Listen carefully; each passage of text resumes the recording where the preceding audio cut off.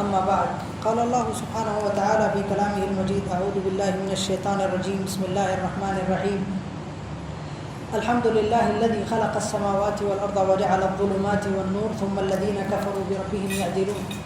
ہر قسم کی تعریف اللہ عز و جل کے لیے ہے۔ درود و سلام و اللہ کی تمام انبیاء کرام علیہم الصلاۃ والسلام پر، خصوصاً ہمارے اور آپ کے آخری نبی جناب محمد رسول اللہ صلی اللہ علیہ وسلم پر۔ میرے بھائیوں، بزرگوں اور دوستوں، آج تراویح کی نماز میں الحمدللہ سورہ انعام کی تلاوت کی گئی۔ چنانچہ خلاصہ تفسیر کے لیے آج ہمارے سامنے سورہ انعام ہے۔ آپ جانتے ہیں الحمدللہ کہ یہ بڑی عظمت والی صورت ہے۔ اللہ کے نبی صلی اللہ علیہ وسلم کے پاس میں اللہ رب العالمین نے جب اس صورت کو نازل فرمایا تو حدیث رسول صلی اللہ علیہ وسلم میں یہ بات وارد ہے کہ 70,000 فرشتوں کے جلو میں اور 70,000 فرشتوں کی معیت میں اللہ رب العالمین نے رات کے وقت یکبارگی اس صورت کو اللہ کے نبی صلی اللہ علیہ وسلم کے قلب اطہر پر نازل فرمایا۔ اور بھائیوں، بزرگوں اور دوستوں، اس صورت کو سورہ انعام دراصل اس وجہ سے کہا گیا کہ اس صورت کے اندر اللہ رب العالمین نے اپنی متعدد انواع و اقسام کی نعمتوں کو ذکر فرمایا۔ اور اس کو سورہ انعام دراصل اس وجہ سے بھی کہا گیا کہ انعام جانوروں کو، چوپایوں کو کہا جاتا ہے۔ اللہ رب العالمین نے قرآن کریم کے اندر فرمایا اولم يروا انا خلقنا لهم مما عملت ايدينا انعاما فهم لها مالكون وذللناها لهم فمنها ركوبهم ومنها ياكلون۔ تو اللہ رب العالمین نے انعام کو، چوپایوں کو اپنے ہاتھ سے ہمارے لیے پیدا فرمایا اور اللہ رب العالمین نے انہیں ہمارے لیے ذلیل کر دیا، یعنی مطلب ہمارے لیے مسخر کر دیا۔ ہم ان میں سے بعض پر سواری کرتے ہیں، بعض کو کھاتے ہیں۔ ایسے ہی اللہ رب العالمین نے فرمایا والانعام خلقها لكم فيها دفء ومنها تاكلون۔ تو اللہ رب العالمین نے ان انعام کو ہمارے لیے مسخر کیا، اس کا ذکر اللہ رب العالمین نے اس صورت کے اندر خاص طور پہ کیا ہے، اسی لیے اللہ نے اس صورت کو سورہ انعام قرار دیا۔ یہاں پر ایک نکتے کی بات اہل علم نے یہ بھی کہی ہے کہ یہاں دراصل انعام، جانور اور چوپائے ایک اشارہ ہے، اور وہ اشارہ ہے دراصل انسان کے اطراف میں، انوائرمنٹ میں، آس پاس میں، ماحول میں جو جانور، چاہے وہ نامی ہو چاہے غیر نامی ہو، چاہے ناطق ہو چاہے غیر ناطق ہو، چاہے وہ عاقل ہو چاہے غیر عاقل ہو، چاہے وہ جمادات ہو چاہے وہ اشجار ہو، جو بھی حیوانات، چرند پرند، پیڑ پودے انسان کے اطراف میں رہتے بستے ہیں، انسان کی یہ ذمہ داری ہے کہ ان کی حفاظت کرے۔ یہ ایک بہت بڑا درس اس سورت کا نام سورہ انعام رکھ کر اللہ رب العالمین نے ہمیں سے ہر ایک کو دیا ہے۔ میرے بھائیوں، بزرگوں اور دوستوں، اس صورت کے اندر اللہ رب العالمین نے مشرکین پر رد فرمایا، اور مشرکین کے جتنے دلائل ہیں، براہین ہیں، جس کی بنیاد پہ وہ اپنے باطل مذہب کو رواج دیتے ہیں، اللہ رب العالمین نے انہیں ایک ایک کر کے تقریباً ابھی یہاں ہمارے سامنے فی الحال میں 6 سے 8 یا 6 سے 7 ایسے ان کے دلائل ہیں جو اللہ رب العالمین نے سورہ انعام کے اندر رکھ کر ذکر فرمایا اور رد فرمایا۔ دیکھیں، سورہ فاتحہ ہے، سورہ فاتحہ کے اندر اساسیات دین بیان کیے گئے، سورہ بقرہ کے اندر یہودیوں کے مذہب کی تفنید کی گئی، سورہ آل عمران کے اندر نصارہ کے مذہب کی ابطال کیا گیا، اس کے بعد میں سورہ نساء کے اندر اور سورہ مائدہ کے اندر جو احکامات شرعیہ ہیں، مسائل شرعیہ ہیں، ان کو بیان کیا گیا۔ اب اس کے بعد میں سورہ انعام کے اندر مشرکین کو ٹارگٹ کیا گیا۔ چنانچہ میرے بھائیوں، بزرگوں اور دوستوں، آج ماحول نہیں بن رہا ہے، ہاں تھوڑا اللہ معاف فرمائے۔ طيب، سورہ انعام کے اندر ابھی 4 منٹ ہوئے ہیں، میرے پاس 6 منٹ ہے، معاف کیجیے گا۔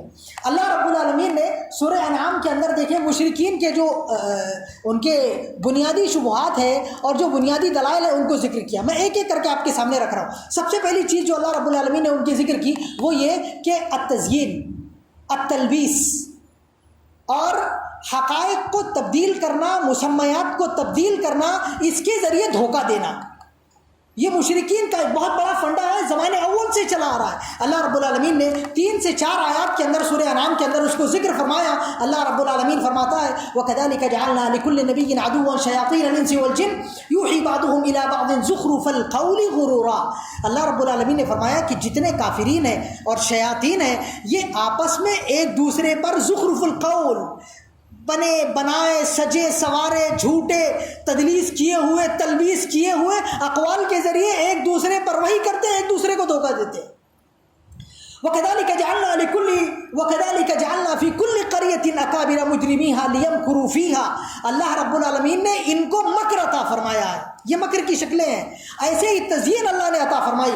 وَكَذَلِكَ زَيَّنَ لِكَثِيرٍ مِّنَ الْمُشْرِكِينَ قَتْلَ أَوْلَادِهِمْ شُرَكَاؤُهُمْ لِيُرْدُوهُمْ وَلِيَلْبِسُوا عَلَيْهِمْ دِينَهُمْ وَلَوْ شَاءَ اللَّهُ مَا فَعَلُوهُ فَذَرْهُمْ وَمَا يَفْتَرُونَ.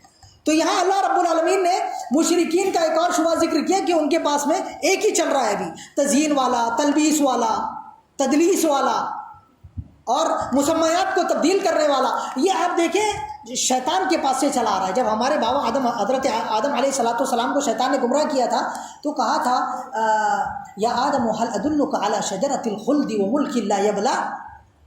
تو حضرت آدم علیہ السلام سے کہا تھا انی لکم ناصح امین، میں تمہارے لیے خیر خواہ ہوں. حالانکہ سب سے بڑا مکار، جھوٹا، دغاباز تھا، لیکن اپنے آپ کو ناصح اور امین بول کے پیش کیا. مسمیات کو تبدیل کر کے دھوکہ دیا کہ نہیں دیا؟ دھوکہ دیا. فرعون نے کہا تھا قال فرعون ذرونی اقتل موسیٰ ولیدع ربہ انی اخاف ان یبدل دینکم او ان یظہر فی الارض الفساد. موسیٰ علیہ السلام سے کہہ رہا ہے کہ چھوڑ دو، میں اس کو قتل کر دوں گا، مجھے ڈر ہے کہ یہ تمہارے دین کو تبدیل کر دے گا اور روئے زمین کے اندر فساد مچا دے گا. اب فساد خود مچا رہا تھا اور حضرت موسیٰ علیہ السلام کو کہہ رہا ہے کہ یہ فساد مچا رہے ہیں. تو اہل باطل ہمیشہ سے مسمیات کو تبدیل کر کے یا اس کو اچھائی کا لبادہ اڑا کر ترویج دینے کی کوشش کرتے ہیں. اللہ رب العالمین نے یہ ایک شبہ ذکر کیا. ایسے اللہ رب العالمین نے ان کا دوسرا شبہ ذکر کیا اور وہ ہے میرے بھائیو، بزرگ اور دوستو، الافتراء علی اللہ عز وجل. اللہ عز وجل پر جھوٹ باندھنا، جھوٹ گڑھنا. چنانچہ یہاں پر اللہ رب العالمین پر جھوٹ گڑھتے ہوئے مشرکین نے کیا کیا؟ مشرکین نے بہت سارے چوپایوں کو حرام قرار دیا. کہا یہ ہمارے مذکروں کے لیے خاص ہے، مؤنث اس کو استعمال نہیں کر سکتی.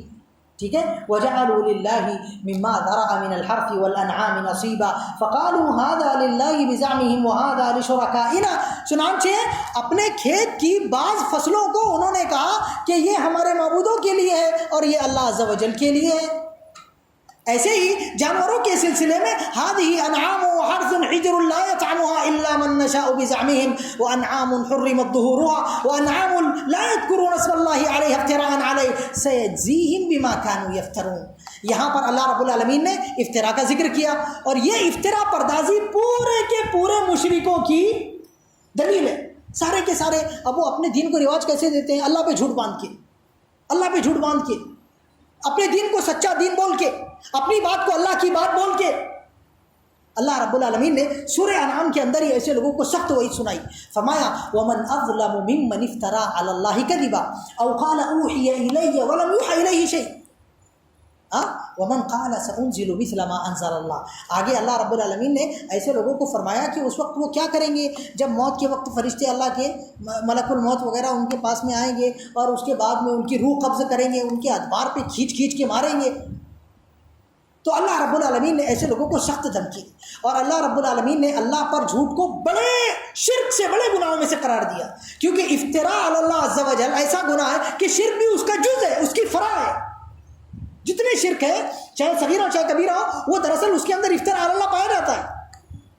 تو وہ بھی افتراء علی اللہ کی قسم ہے.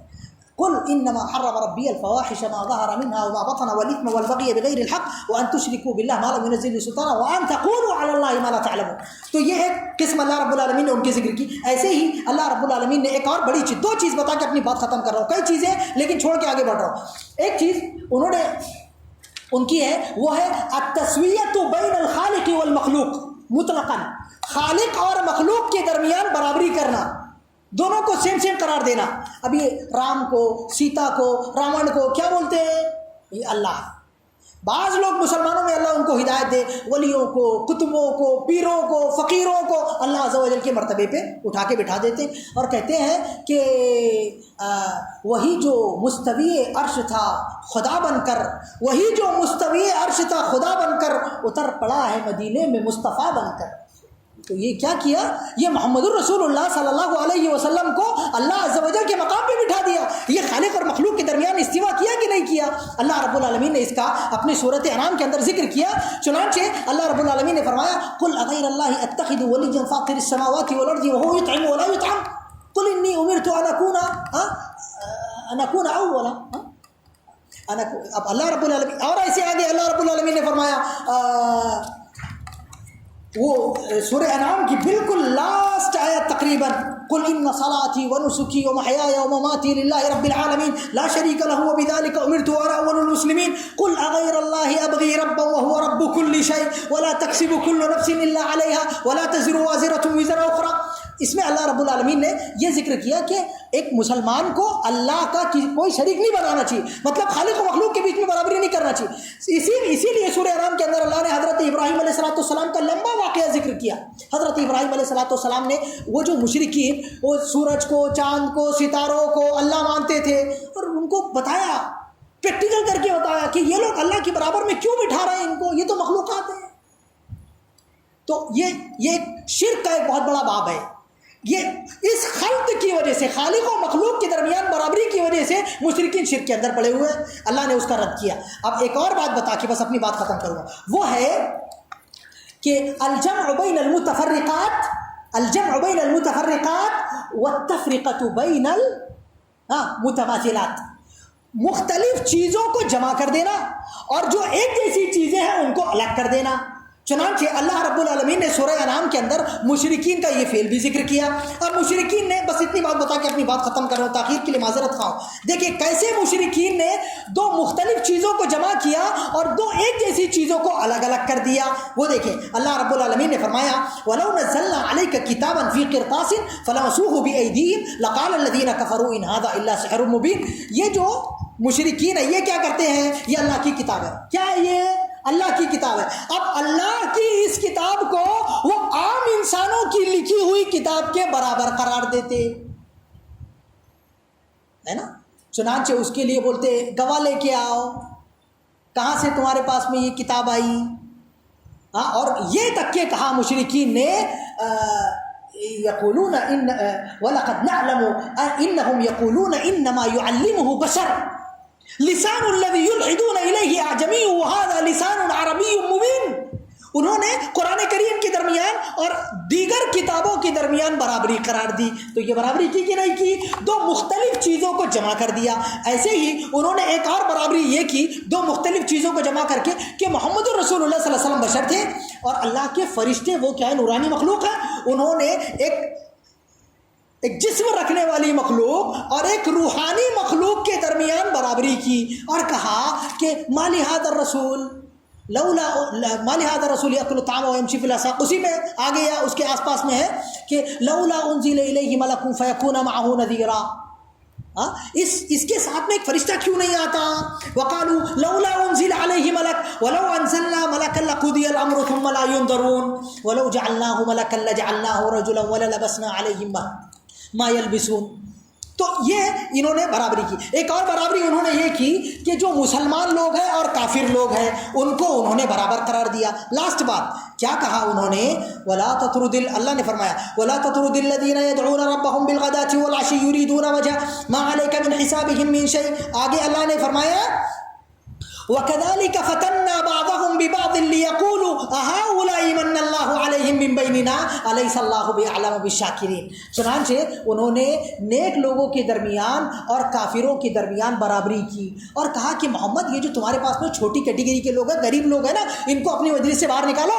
ہم شریف لوگ ہیں، اشراف لوگ ہیں، قوم کے اولیاء لوگ ہیں، ہم آپ کے پاس میں اسی وقت آئیں گے جبکہ یہ نیک لوگ ہمارے پاس سے ہٹا دیں گے آپ، ہے نا. تو اللہ رب العالمین نے اس چیز سے منع فرمایا اور فرمایا افنجعل المسلمین کالمجرمین ما لکم کیف تحکمون. کیا مسلمین اور مجرمین برابر ہو سکتے ہیں؟ کافرین اور مسلمان برابر ہو سکتے ہیں؟ اہل علم غیر اہل علم برابر ہو سکتے ہیں؟ روشنی تاریکی برابر ہو سکتے ہیں؟ نہیں ہو سکتے.